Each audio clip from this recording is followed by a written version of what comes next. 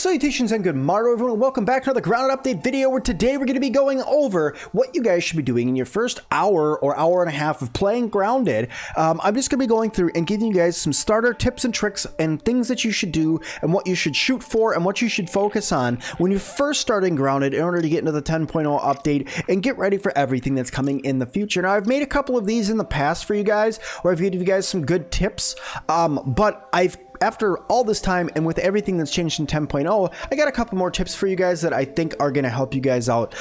So I thought, let's make another starter video. Let's make another what should you do at the beginning of Grounded and good starter build. So let's hop into that. But before we do, make sure you guys like, comment, and subscribe. But let's start and let's go through it. And the first thing we're going to talk about is armor.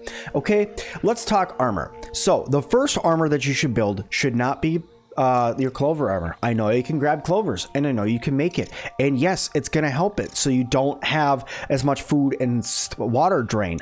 Cool. No, don't start with that. Okay, what are you gonna start with? You're gonna start with acorn. Okay, why? Acorn armor is better armor. I know acorn shells technically take a hammer in order to make, but hammers are actually super duper easy to make very early game. A pebblet hammer is pebblets, crew, rope, and sprigs. Super easy to make, and as long as you're careful, you can stay away from pretty much everything that's dangerous around the tree to get this armor. And on top of that, you're going over there anyway to go do the burgle stuff, so you need to go over there anyway. So going over there, making yourself up a quick hammer, and then going through and being able to build the armor that's for the acorn armor is just that much better. And on top of that as well, when you have that armor, the bonus that you get for having a full set of acorn armor is actually fairly good as well. Here, I'll go upstairs and throw mine on so you guys can see it. But if I just go ahead and hold this down and I just put that on, let's talk about the one that you get. So you get uncrackable.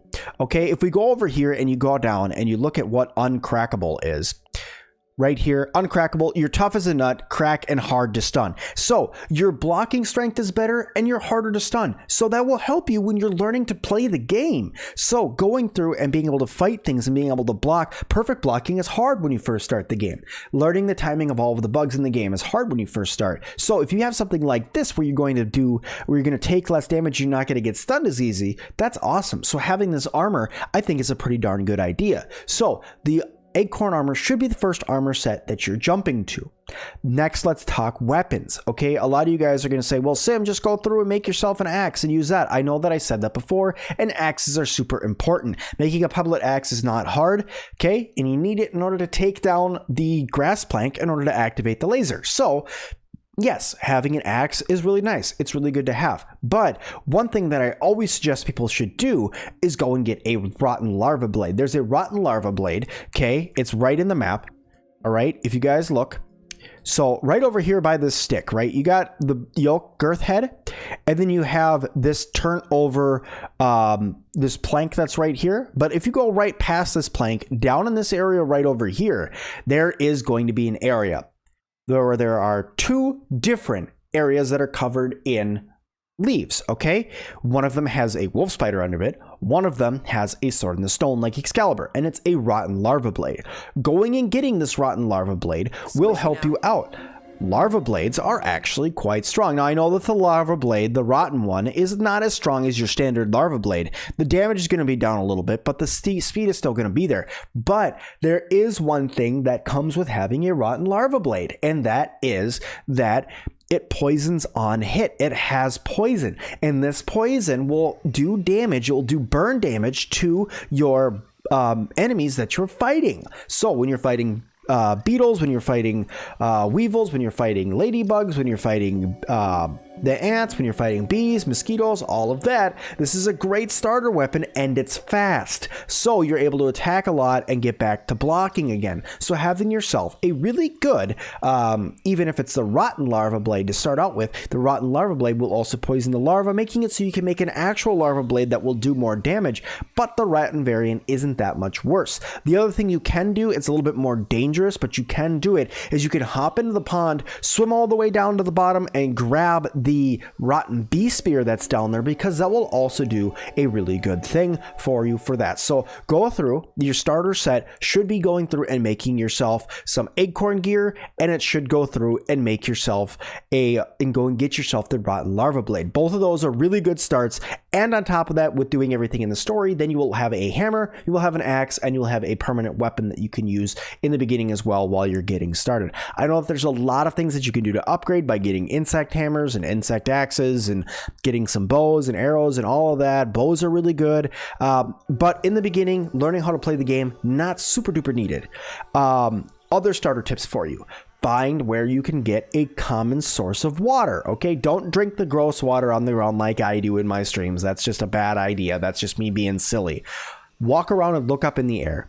Walking around and looking up in the air, you're going to find blades of grass that are going to have water on them. Here, I will literally walk out of my base and walk over here, and we'll spot at least 1 or 2 planks of grass that have dewdrops on them. And in order to get the water off those dewdrops, literally just walk up and punch the stalk of grass that has the dewdrop on it, and you're going to get free water. See, right there. Boom. Already a dewdrop right there on this plank of grass. See? And then all you do is walk up and punch it. Once you punch it, the water drop drops to the ground and you can walk up and drink it. That is a very healthy source of water for you. Let's talk food. You guys will see that even now, end game, when I have all of this stuff built, I still have mushrooms on me. And there's a reason for that. Because mushrooms are a really good source of food in the game. They may not give you boosts. They may not give you stats like smoothies do. But they are a really good source of food in the game, and they're all over the place. So running around just grabbing yourself up a crap load of mushrooms, keeping like 20 of them on you at all times, and just making sure that whenever you buy a mushroom, you pick them up until you have about 20 of them back on your character again. That is a great tip for you when you're first starting and you're first playing the game. So with this, now you have armor, weapon, water easy to find, and food. So the last thing I want to talk to you guys about is perks. What should you do in order to get perks? Well, the first perk that I would suggest that you guys get is Cardio Fan. Well, Sim, how do you get Cardio Fan? In order to get Cardio Fan, you just gotta run. So what you do is you find an area where you have a decent area where you can run around, where you're gonna be able to run for a long time, and you're gonna spend maybe five minutes or so running, just sprinting around. Just do this. I know it sounds like it might be a little bit of a waste of time because you're going to be running on later in the game, but Cardio Fan is super, super helpful as one of your first stats that you get. So Cardio Fan is right here, okay? Exhausting your tiny body over and over and over again, your cells adopt to a more efficient respiration process. So you get hyper stamina. So you're going to be able to run for longer, okay? It helps.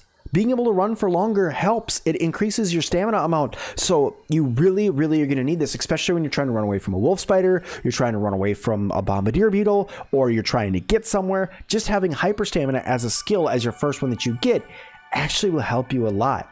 Okay, so go through, get yourself a Cardio Fan by just running around in an open area, this area that I'm in right here, right in the middle of the map. So you go over here by the Tropical Bunch and the Ice Mint Caps, right in between those. If you just spend some time just running back and forth between these two, the worst thing that you're going to run into is a wolf spider at night. So just build yourself a lean-to, and we'll get to that in a second. Put up a, just run in between these two, and it's not a far run. It's really not a far run, and you just run in between the two of them, jumping and using your stamina and everything like that, because that's what it is. It's using your stamina and burning down your stamina. And this area is fairly safe. There's not really anything that really comes over here to hurt you. All right, and the last thing, now that we've talked, weapons, armor, food, water, perk, the perk that you should go for first. Let's talk about the last thing that's going to take a little bit more time out of your day, and that is getting yourself a little starter base. Starter bases are super important because 1, you need a place to store all your stuff. 2, you need a place to save and make it so you're not just going back and respawning. And 3, sleeping through the night is super important when you're first starting because everything mean comes out at night. So having yourself a good place to sleep is a good thing. And where do I suggest you guys start building? Not right here. No, I suggest you guys run right back over this way towards where you first started. Right over here, where you first came out of the briefcase. I know that you respawn at the briefcase. Don't get me wrong, I know that. But the respawn point and the starter point is the safest place in the game. And this is where I suggest you guys build, is right up here, building yourself a starter base like I did right on top of this baseball. Why build on top of this baseball? First of all, this pathway I'm taking right now. Running up here is a great way to go up here and get away from everything. Nothing can get up here. Ants don't climb up here. Spiders can't get you up here. The worst thing you're going to have to worry about is flying creatures. But the only thing that comes over here are bees. And as long as you don't attack the bees, you're fine. Second thing, food right there. Third thing, if you need it, emergency water right here. Even though it's nasty water, it's still emergency water. But there's enough dewdrops around, literally one right there, that you can use. Third thing, you're away up high so the ants can't get your stuff, so you can build up here. Fairly simple, fairly easy, lots of resources around. You build yourself a little base up here, you leave some storage up here, and then you don't have to worry about the ants coming and getting your stuff, and you don't have to worry about getting killed by everything that walks in the game because you're in the starter location. Most of the mosquitoes, the wolf spiders, the orb weavers, they all kind of stay away from this area. So the worst thing you're going to have every now and then is a larva may show up, or if you really want to get fun, you can attack some of the other things that show up over here. But this is a great place for your starter base. So building right over here is a great way to start your game. Building yourself up a little spot that I have like this. What I would suggest is if you have a little 4x4 like this, you get yourself a little storage area that goes up above that pretty much surrounds the entire base by doing something that's a lot like this, right? So you build yourself up something like that, and then just put chests up here. Put some chests, or if you don't want to get chests, these little baskets work just as well. So go ahead and make yourself up some of the little storage baskets that are right here. Storage baskets, just go make those. They're super cheap. They only give you 20 slots, but these ones give you 40, but you can still put a bunch of them up here. And like I said, this is your starter base, so cheap things are great to go. Don't worry about sturdy walls. Don't worry about that, about anything other than just getting some grass planks up here and a nice little area for you to build. And that's the last thing I want to talk to you guys about is sleeping at night.